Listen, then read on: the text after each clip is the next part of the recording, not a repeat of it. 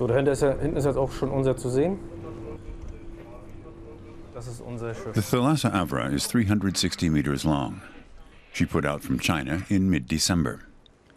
Captain Dirk Woltersdorf heads out to meet her in his tugboat Bulldog. Wir folgen ihnen unauffällig. It's around 9 a.m. on the Elbe estuary near Hamburg. The container ship can carry almost 150,000 metric tons. Deswegen auch escorting. That's the reason for the escorting. The port requires that. If it were to yaw too far, it could block the entire Elbe River, and traffic would stop until they'd pulled it out again. Bis man den wirklich wieder rausgezogen hatte. 3 kilometers closer into the port, the container ship has to go on a tow rope. Several tugboats work together to tow it into the harbor basin.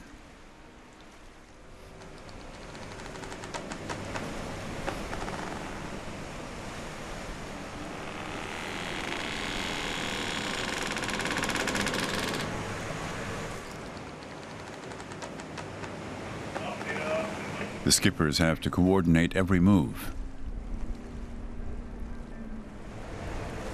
Hamburg is Germany's biggest and principal port, and Europe's second largest. It's been growing and developing for centuries. Today, some 9 million containers move through it annually.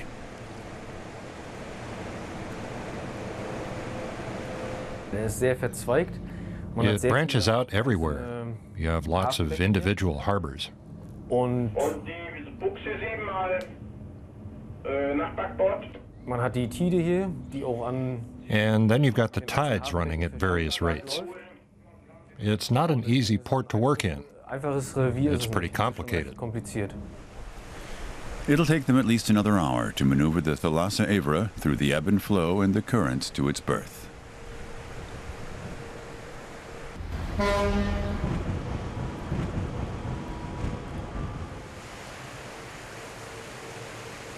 It's noontime, and the container ship must be maneuvered into the inner harbor.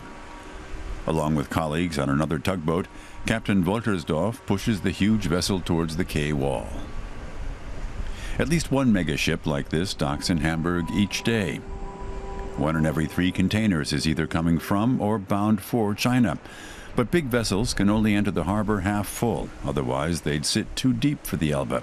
It's a major drawback. The port of Hamburg wants to deepen the Elbe, but a lot of people are against it. There's a big battle about deepening it, so that ships with a draft of 14 meters can come in here fully loaded. At 2 p.m., the tug takes a break. Entries must be made into the ship's logbook. Which route did the tugboat take? When was it last refueled? Did anything unusual occur? Today, everything went smoothly. This sailor's been grocery shopping. The crew live and work aboard the tugboat for 2 weeks at a time. Before they return to pushing and pulling other vessels, the mechanic must check both engines, the driving force behind the tug. The engines have a combined output of 5,600 horsepower, quite a bit for a tug of this size. There are tugs which produce around 7,000 horsepower, but this is one of the big boys. And it's not long before the tug's services are needed again. Shipping companies pay between 2,000 and 4,000 euros per tow. It's money well spent for a ship and its cargo to dock safely. Late afternoon on the bridge of the Bulldog. The tugboat's crew is hard at work. The Grande Tema won't be the last of today's customers. Business has picked up at Hamburg Harbor since it imploded back in 2009, but in shipping, the price per container is falling. Profit margins have grown razor thin for shipping companies. That's why the ships they're building are growing larger and larger, to take on as much freight as possible, but at the same time keep costs steady. The freighter has to be completely offloaded within 48 hours. Delays cost money. The Bulldog leaves the harbor, heading for the company's docks.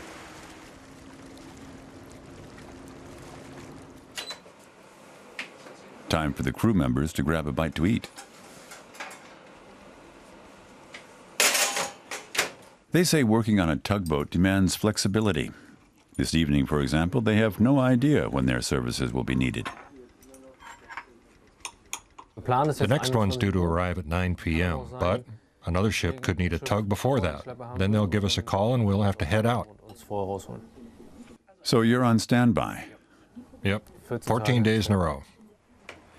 Only then will the crew have 2 weeks off and time for dinner with their families.